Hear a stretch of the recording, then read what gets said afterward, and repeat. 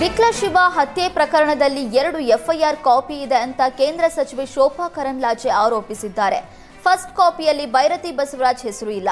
ಎರಡನೇ ಎಫ್ಐಆರ್ನಲ್ಲಿ ಭೈರತಿ ಬಸವರಾಜ್ ಹೆಸರನ್ನ ಸೇರಿಸಲಾಗಿದೆ. ಯಾಕೆ ಒಂದು ಕೇಸ್ನಲ್ಲಿ 2 ಎಫ್ಐಆರ್ ಬಂತು ಅಂತ ಪ್ರಶ್ನಿಸಿದ್ದಾರೆ. ಇದು ಉದ್ದೇಶಪೂರ್ವಕವಾಗಿ ಭೈರತಿಯನ್ನ ಸಿಲುಕಿಸುವ ಕೆಲಸ ಮಾಡ್ತಾ ಇದ್ದಾರೆ. ಹತ್ಯೆಯಾದ ಬಿಕ್ಲಾ ಶಿವನ ತಾಯಿ ವಿಜಯಲಕ್ಷ್ಮಿ ಅವರು ಹೆಸರನ್ನ ಹೇಳಿಲ್ಲ ಅಂತ ಹೇಳಿದ್ದಾರೆ. ಎರಡನೇ ಎಫ್ಐಆರ್ನಲ್ಲಿ ವಿಜಯಲಕ್ಷ್ಮಿ ಅವರು ಭೈರತಿ ಬಸವರಾಜ್ ಹೆಸರು ಹೇಳಿದ್ದಾರೆ ಅಂತ ಪೊಲೀಸರು ಬರೆದುಕೊಂಡಿದ್ದಾರೆ. ವಿಜಯಲಕ್ಷ್ಮಿ ಹೆಸರು ಹೇಳಿಲ್ಲ, ಪೊಲೀಸರೇ ಬರೆದುಕೊಂಡಿದ್ದಾರೆ. ವಿಜಯಲಕ್ಷ್ಮಿ ಅವರನ್ನೇ ಈಗ ಹೋಗಿ ಕೇಳಿದ್ರು, ಅವರು ಭೈರತಿ ಹೆಸರನ್ನ ಹೇಳಿಲ್ಲ ಅಂತಾರೆ.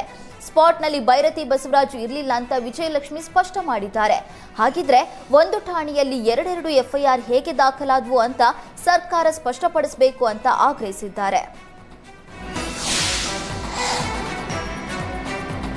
ವಾಲ್ಮೀಕಿ ನಿಗಮ ಆಯಿತು, ಇದೀಗ ಅಂಬೇಡ್ಕರ್ ಅಭಿವೃದ್ಧಿ ನಿಗಮದ ಗಂಗಾ ಕಲ್ಯಾಣ ಯೋಜನೆಯಲ್ಲೂ ಅಕ್ರಮ ನಡೆದಿರುವ ಆರೋಪ ಕೇಳಿಬಂದಿದೆ.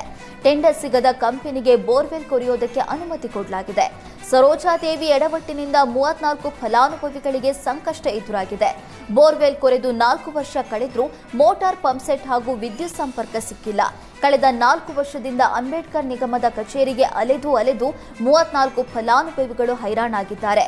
ಗಂಗಾ ಕಲ್ಯಾಣ ಯೋಜನೆಯಡಿ ಕೊರೆದ ಬೋರ್ವೆಲ್ ನಂಬಿ ಅಡಿಕೆ, ತೆಂಗಿನ ಗಿಡ ಇನ್ನಿತರ ಬೆಳೆ ಬೆಳೆದಿದ್ದ ರೈತರು ಕಂಗಾಲಾಗಿದ್ದಾರೆ. 2018-19ನೇ ಸಾಲಿನಲ್ಲಿ ಅಂಬೇಡ್ಕರ್ ಅಭಿವೃದ್ಧಿ ನಿಗಮಕ್ಕೆ ಗಂಗಾ ಕಲ್ಯಾಣ ಯೋಜನೆ ಅಡಿಯಲ್ಲಿ ಅರ್ಜಿ ಸಲ್ಲಿಸಿದ್ದ 106 ರೈತರು ಫಲಾನುಭವಿಗಳ ಪಟ್ಟಿಗೆ ಆಯ್ಕೆಯಾಗಿದ್ರು. ಸರ್ಕಾರದ ಆದೇಶವಿಲ್ಲದೆ ಅಂದಿನ ತುಮಕೂರು ಜಿಲ್ಲಾ ಅಂಬೇಡ್ಕರ್ ಅಭಿವೃದ್ಧಿ ನಿಗಮದ ಜಿಲ್ಲಾ ವ್ಯವಸ್ಥಾಪಕಿ ಸರೋಜಾದೇವಿ ಹಗರಿಬೊಮ್ಮನಹಳ್ಳಿಯ ವಿನಾಯಕ ಬೋರ್ವೆಲ್ ಏಜೆನ್ಸಿಗೆ ಕಾರ್ಯಾದೇಶ ನೀಡಿದ್ರು. ಸರೋಜಾದೇವಿ ಆದೇಶದಂತೆ 2021ರಲ್ಲಿ 34 ಫಲಾನುಭವಿಗಳಿಗೆ ಗಂಗಾ ಕಲ್ಯಾಣ ಯೋಜನೆಯಡಿ ಬೋರ್ವೆಲ್ ಕೊರೆಯಲಾಗಿತ್ತು. 34 ಬೋರ್ವೆಲ್ಗಳಲ್ಲಿ ನೀರು ಬಂದಿತ್ತು. ಅಂದಿನಿಂದ ಇಂದಿನವರೆಗೆ ಮೋಟಾರ್ ಪಂಪ್ಸೆಟ್ ಹಾಗೂ ವಿದ್ಯುತ್ ಸಂಪರ್ಕ ಕೊಡದೆ ಅಧಿಕಾರಿಗಳು ಕಳ್ಳಾಟವಾಡುತ್ತಿದ್ದಾರೆ. ತಳ್ಳೋ ಗಾಡಿಯಲ್ಲಿ ಹೂ ಮಾರುವ ವ್ಯಕ್ತಿಗೂ ತೆರಿಗೆ ಇಲಾಖೆ ನೋಟಿಸ್ ಕೊಟ್ಟಿದೆ. ಈ ಬಗ್ಗೆ ಮಾತನಾಡಿದ ಉಳ್ಳಾಳದ ಹೂವಿನ ವ್ಯಾಪಾರಿ ಸೋಮೇಗೌಡ, 10 ವರ್ಷದಿಂದ ಹೂವಿನ ವ್ಯಾಪಾರ ಮಾಡ್ತಿದ್ದೇನೆ. 1 ತಿಂಗಳ ಹಿಂದೆ 52 ಲಕ್ಷ ಟರ್ನ್ ಓವರ್ ಆಗಿದೆ ಅಂತ ನೋಟಿಸ್ ಕೊಟ್ಟಿದ್ರು. ಈಗ ಮತ್ತೆ ವಾಟ್ಸ್ಆಪ್ ಮೂಲಕ 2ನೇ ನೋಟಿಸ್ ಬಂದಿದೆ. ನಾವು ರಸ್ತೆಯಲ್ಲಿ ನಿಂತು ಹೂ ವ್ಯಾಪಾರ ಮಾಡ್ತೀವಿ, ಎಲ್ಲಿಂದ ಹಣ ಕಟ್ಟೋದು? ಹೀಗೆ ಆದ್ರೆ ನಾವು ಪ್ರಾಣ ಬಿಡಬೇಕಾಗುತ್ತೆ. ಪ್ರತಿ ವರ್ಷ ನಮ್ಮ ಗಮನಕ್ಕೆ ತಂದಿದ್ರೆ ಏನಾದ್ರೂ ಮಾಡಬಹುದಿತ್ತು, ಆದ್ರೆ ಈಗ ಏನ್ ಮಾಡಬೇಕು ಅನ್ನೋದು ಗೊತ್ತಿಲ್ಲ ಅಂತ ಅಳಲು ತೋಡ್ಕೊಂಡಿದ್ದಾರೆ. ನಾವು ಹೂ ಕೊಂಡ್ರೆ ನಮಗೆ ಯಾವ ಬಿಲ್ ಕೂಡ ಸಿಗಲ್ಲ. ನಾವು ಸೇಲ್ ಮಾಡೋದಕ್ಕೂ ಯಾರು ಬಿಲ್ ಕೇಳಲ್ಲ. ಈಗ ಎಲ್ಲಿಂದ ಡಾಕ್ಯುಮೆಂಟ್ಸ್ ತರಬೇಕು ಗೊತ್ತಾಗ್ತಾ ಇಲ್ಲ ಅಂತ ಕಣ್ಣೀರಿಟ್ಟಿದ್ದಾರೆ.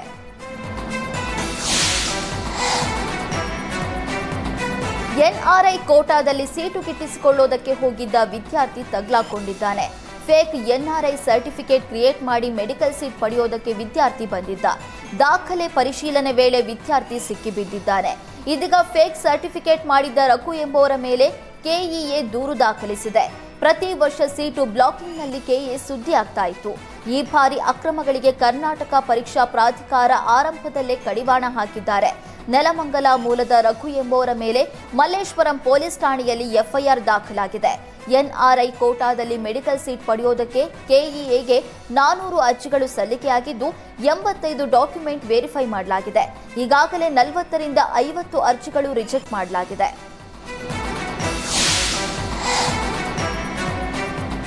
ರಾಜ್ಯದ ಬಹುತೇಕ ಜಿಲ್ಲೆಗಳಲ್ಲಿ ಮುಂಗಾರು ಆರ್ಭಟ ಮುಂದುವರೆದಿದೆ. ರಾಜ್ಯದ 7 ಜಿಲ್ಲೆಗಳಿಗೆ ಆರೆಂಜ್ ಅಲರ್ಟ್ ಹಾಗೂ 2 ಜಿಲ್ಲೆಗಳಿಗೆ ಯೆಲ್ಲೋ ಅಲರ್ಟ್ ಘೋಷಿಸಲಾಗಿದೆ. ಉತ್ತರ ಕನ್ನಡ, ಉಡುಪಿ, ದಕ್ಷಿಣ ಕನ್ನಡ, ಶಿವಮೊಗ್ಗ, ಚಿಕ್ಕಮಗಳೂರು, ಹಾಸನ ಜಿಲ್ಲೆಗಳಿಗೆ ಆರೆಂಜ್ ಅಲರ್ಟ್ ಘೋಷಣೆ ಮಾಡಲಾಗಿದೆ. ದಾವಣಗೆರೆ, ಮೈಸೂರು ಜಿಲ್ಲೆಗಳಿಗೆ ಯೆಲ್ಲೋ ಅಲರ್ಟ್ ಘೋಷಣೆ ಮಾಡಲಾಗಿದೆ.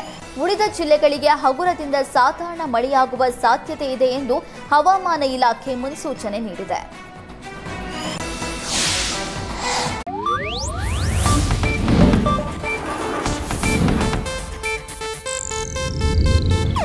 ಇದು ಏಷ್ಯಾನೆಟ್ ನ್ಯೂಸ್ ನೆಟ್ವರ್ಕ್ ಪ್ರಸ್ತುತಿ.